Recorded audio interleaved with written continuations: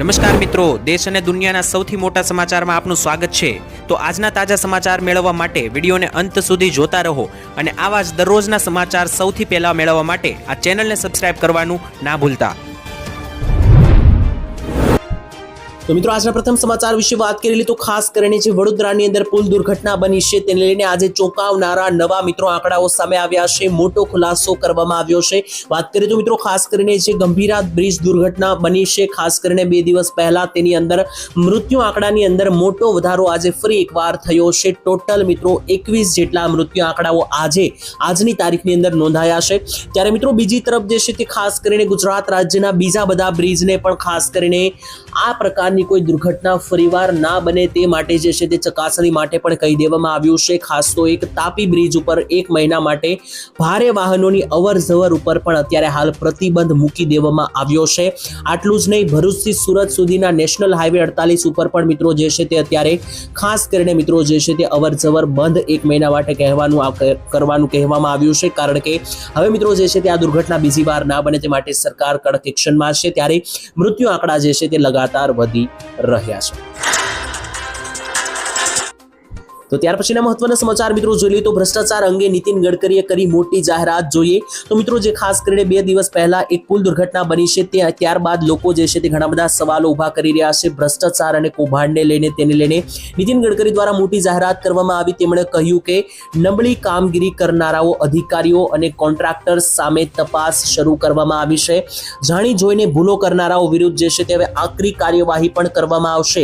નીતિન ગડકરીએ કહ્યું છે એક મીડિયા ઇન્ટરવ્યુની અંદર કે અકસ્માત એક અલગ વસ્તુ છે અને જે કામ કરતી વખતે છેતરપિંડી અને જે કૌભાંડ થાય છે ત્યારબાદ આવી દુર્ઘટનાઓ બને છે તે અલગ વસ્તુ છે। એટલે કે અકસ્માત થાય તો મિત્રો સમજવામાં આવે, પરંતુ આ રીતની કોઈ છેતરપિંડી કરીને કે ભ્રષ્ટાચારથી મિત્રો જે આ પુલ દુર્ઘટનાઓ બને છે તે કોઈ કાળે જે છે તે સહન કરવામાં આવશે નહીં અને ભૂલ જાણી જોઈને ન થઈ હોય તો માફ કરી દેવા જોઈએ, પરંતુ જો જાણી જોઈને ભૂલ કરવામાં આવી હશે તો તેમની વિરુદ્ધ કડક કાર્યવાહી થવી જોઈએ તેવું પણ નીતિન ગડકરીએ જણાવ્યું।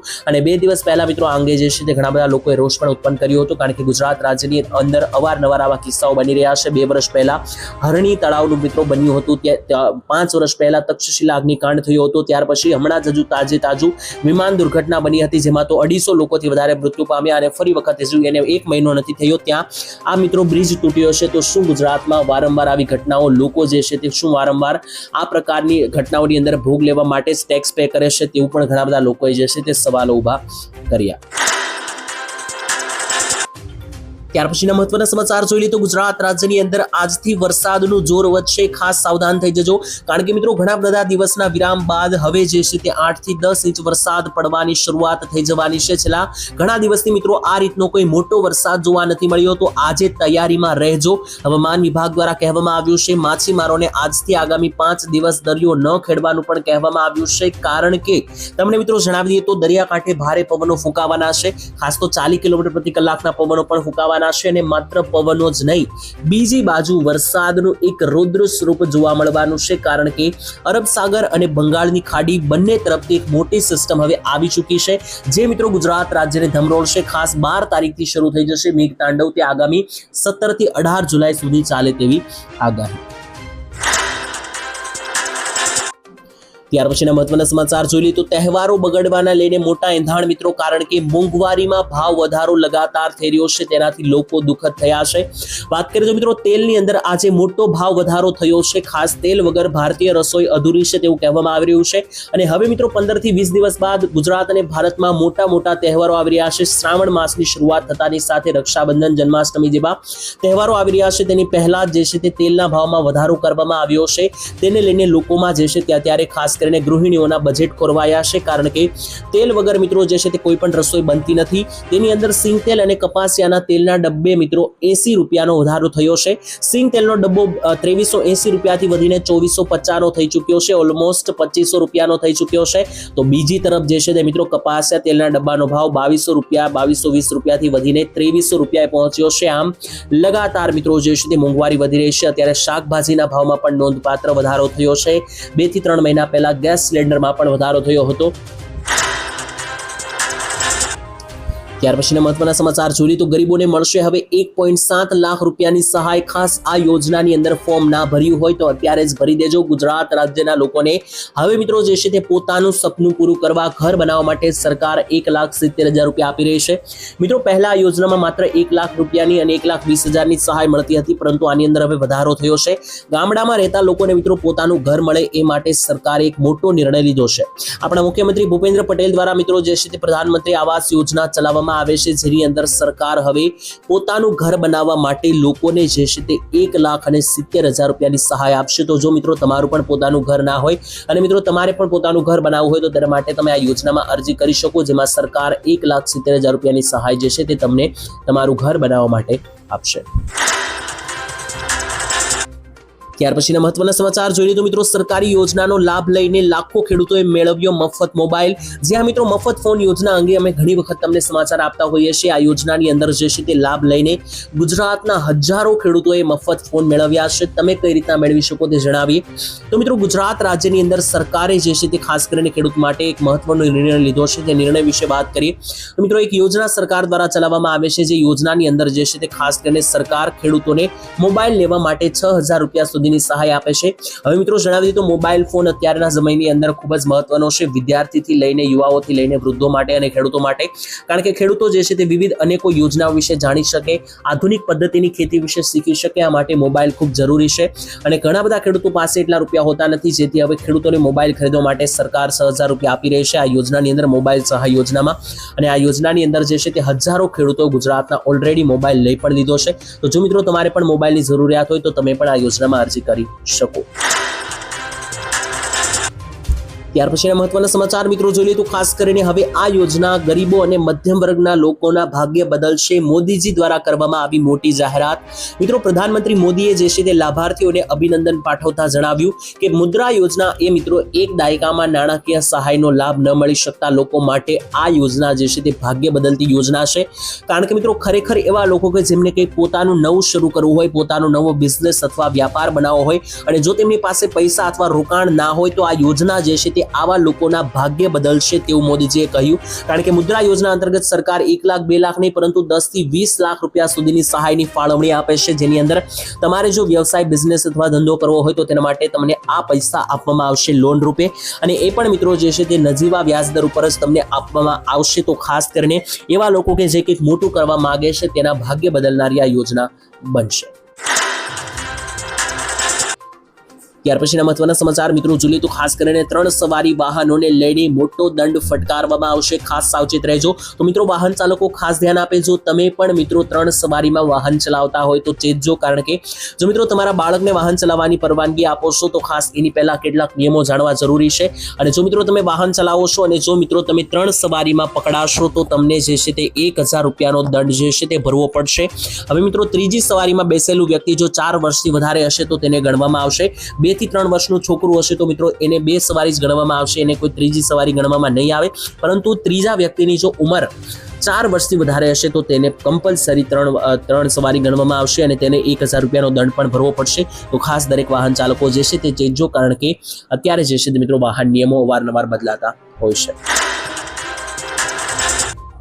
તો ત્યાર પછીના મહત્વના સમાચાર જોઈએ તો આધાર કાર્ડને લઈને મુશ્કેલી વધશે. દરેક આધાર કાર્ડ ધારકો આ સમાચાર ખાસ કાન ખોલીને સાંભળજો.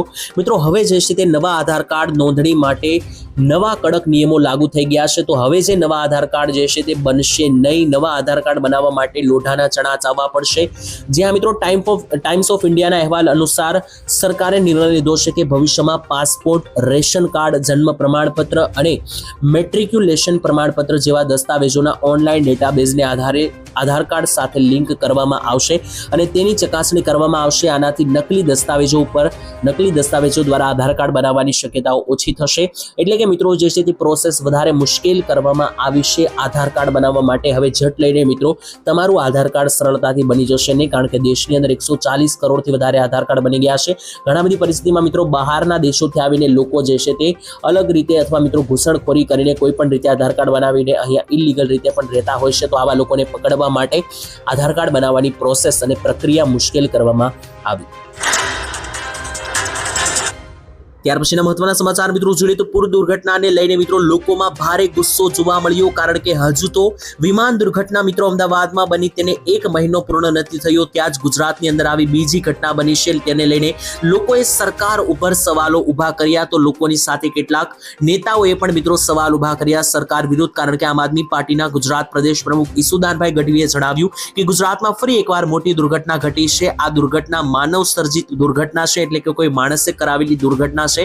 સૌરાષ્ટ્રથી મધ્ય ગુજરાતને જોડતો બ્રિજ એટલે કે પાદરા મુંજપરા ખાતે આવેલો ગંભીરા બ્રિજ છે તૂટી ગયો છે. આ ઘટનાને કારણે બ્રિજ પરથી પસાર થતાના વાહનો જે છે તે સીધા નદીમાં ગરકાવ થયા, અને તેને લઈને મિત્રો આમ આદમી પાર્ટીના સૈનિક તરીકે હું ભાજપને સવાલ પૂછવા માંગુ છું, તેવું પણ ઈસુદાનભાઈએ કહ્યું અને જણાવ્યું કે જે જનતા ટેક્સ ભરે છે, આ ટેક્સ એટલા માટે ભરવામાં આવે છે કે જનતાને સારી સુવિધા મળે, સારી સુરક્ષા મળે. તો જનતા જે ટેક્સ ભરે છે તેની વિપરીત શા માટે દર વખતે જનતાને જ ભોગવવાનો વારો આવે છે, તેવા આપણે પ્રશ્નો કર્યા.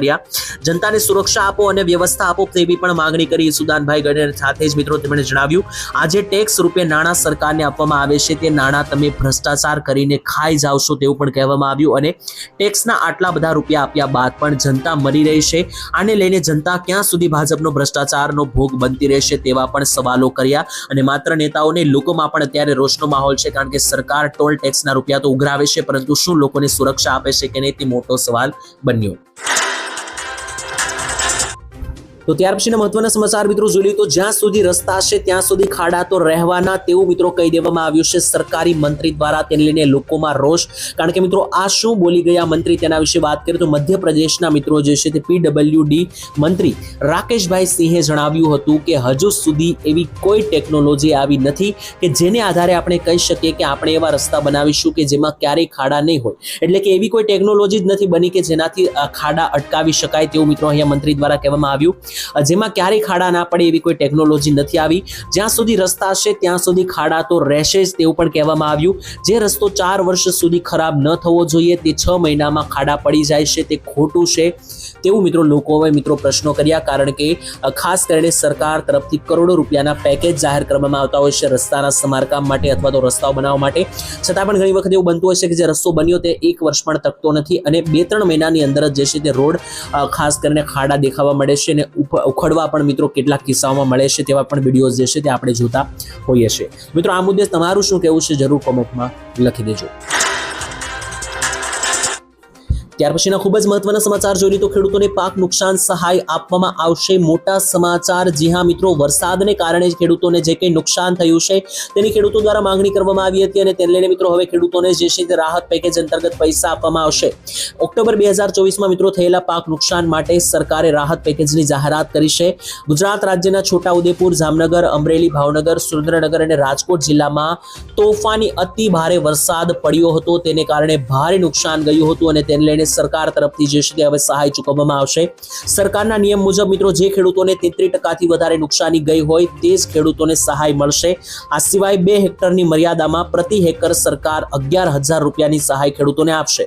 ખેડૂતોએ મિત્રો આ પાક નુકસાનીનું વળતર લેવા માટે 14 જુલાઈથી જે છે તે ફોર્મ ભરાવાની શરૂઆત થઈ જશે. 14 જુલાઈથી તમે ઓનલાઈન અરજી કરી શકશો, અને સરકાર તરફથી ખેડૂતોના બેંક ખાતામાં જ સીધા પૈસા પણ આપવામાં આવશે. તો જો તમને પણ નુકસાની ગઈ હોય વરસાદને લઈને તો વહેલી તકે ફોર્મ ભરી દેજો, જેથી પૈસા પણ તમને મળે. તો ગુજરાત સરકાર એક્શન મોડમાં તાબડતોડ મોટા નિર્ણયો લેવામાં આવ્યા. જ્યાં મિત્રો વડોદરા પુલ દુર્ઘટના બાદ જે છે તે આજે સરકારે મોટી બેઠક બોલાવી હતી અને તેને લઈને મોટો એક્શન પ્લાન તૈયાર કર્યો. બીજી તરફ મિત્રો તમને વાત કરી દે તો જે આંકડાઓ સામે આવ્યા છે, ખાસ કરીને 10 જુલાઈના રોજ મિત્રો જે આંકડાઓ સામે આવ્યા પુલ દુર્ઘટનાને લઈને, તે અત્યારે આંકડાઓ 14 થી 15 મૃત્યુ સુધી પહોંચ્યા છે, જે વડોદરાની અંદર મિત્રો દુર્ઘટના બની છે પુલને લઈને.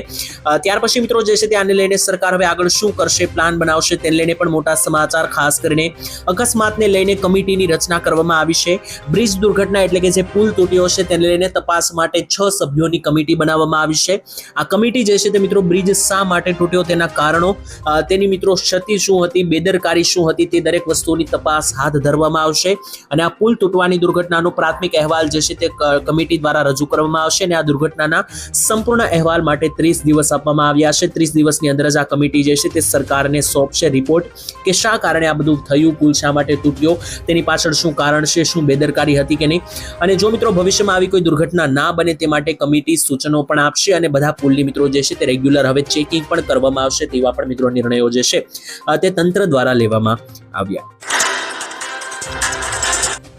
ત્યાર પછીના મહત્વના સમાચાર મિત્રો જોઈએ તો ગુજરાત રાજ્યમાં કેટલીક યોજનાઓ અધૂરી હાલતમાં જોવા મળી. મિત્રો જણાવી દઈએ તો કેટલાક સમય પહેલા જે છે તે એક મોટો અહેવાલ સામે આવ્યો હતો. ગુજરાત વિધાનસભામાં એક રજૂ થયું હતું એક રિપોર્ટ. તેમાં મિત્રો ખુલાસા થયા હતા તે પ્રમાણે રાજ્યભરમાં 213 એવી યોજનાઓ છે કે જેની ડેડલાઇન 31 માર્ચ 2024 કે તે પહેલા હતી. આમ છતાં પણ એ યોજનાઓ અધૂરી હાલતમાં હતી. એટલે કે મિત્રો આજે અહેવાલ સામે આવ્યો હતો તે અત્યારનો નથી, કેટલાક દિવસ પહેલાનો છે, પરંતુ આ અહેવાલ અનુસાર ગુજરાતમાં ઘણી બધી એવી યોજનાઓ છે કે જે પૂરી થતી નથી. સરકાર તરફથી યોજનાઓ તો ઘણી જાહેર કરવામાં આવે છે, લોકોને એવું પણ થાય છે કે સરકાર યોજના અંતર્ગત પૈસા પણ આપે છે, પરંતુ મિત્રો તેની પાછળનું મિત્રો કેટલાક અલગ દ્રશ્યો સામે આવતા હોય છે. જેમ કે વાત કરીએ તો 213 યોજનાનું બજેટ 12,000 કરોડ હતું.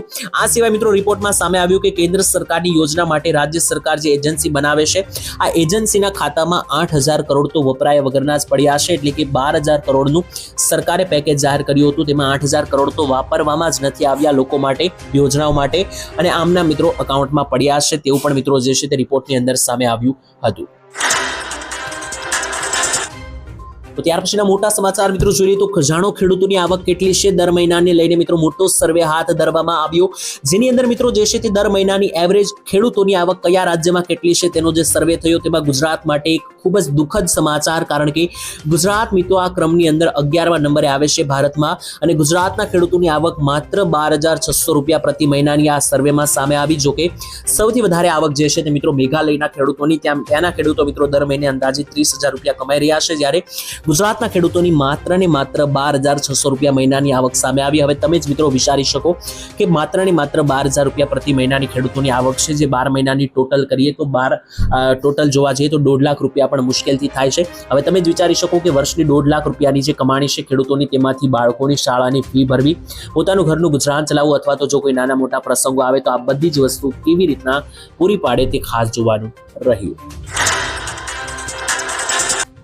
તો ત્યાર પછીના મહત્વના સમાચાર મિત્રો જોઈએ તો સરકાર આપશે લોકોને ફ્રી ઇન્ટરનેટ સેવા. જે હા મિત્રો વાત કરીએ તો દેશભરમાં મૂળભૂત સુવિધાઓ સાથે ઇન્ટરનેટને જોડવા જઈ રહેલા ફ્રી ઇન્ટરનેટ બિલ ઉપર વિચારણાને લઈને સરકારે મંજૂરી આપી દીધી. આ બિલમાં મિત્રો જે છે તે દેશના પછાત અને ગરીબ વર્ગના લોકોને મફત ઇન્ટરનેટ આપવાની યોજના બનાવવામાં આવી છે. તેનો ઉદ્દેશ્ય એ છે કે દેશના ગરીબો ડિજિટલ ઇન્ડિયાથી દૂર ના રહે, કારણ કે મિત્રો ઇન્ટરનેટ અત્યારે એવી વસ્તુ છે કે જેનો તમે સદુપયોગ કરો છો તો મિત્રો એ તમારા માટે, તમારા વિકાસ માટે ખૂબ જરૂરી વસ્તુ છે, કારણ કે ઇન્ટરનેટના માધ્યમથી ખેડૂતો આધુનિક પદ્ધતિની ખેતી શીખી શકે છે, યુવાઓ ભણીને મિત્રો આગળ વધી શકે છે, એજ્યુકેશન મેળવી શકે છે, મહિલાઓ પણ મિત્રો કંઈક નવી અદ્ભુત વસ્તુઓ જે છે તે શીખી શકે. આમ ઇન્ટરનેટ મિત્રો અત્યારે ખૂબ જરૂરી છે, જેથી એવા લોકો કે જે ઇન્ટરનેટ મેળવી શક્યા નથી પૈસાની અભાવને કારણે, ગરીબ અને મધ્યમ વર્ગના લોકો, તો આવા લોકો ડિજિટલ ઇન્ડિયાથી દૂર ના રહે તે માટે સરકાર મફત ઇન્ટરનેટ બિલ પસાર કર્યું હતું, જેમાં મિત્રો સરકાર દ્વારા કોઈ પણ ચાર્જ વગર ઇન્ટરનેટ મફતમાં આપવામાં આવશે.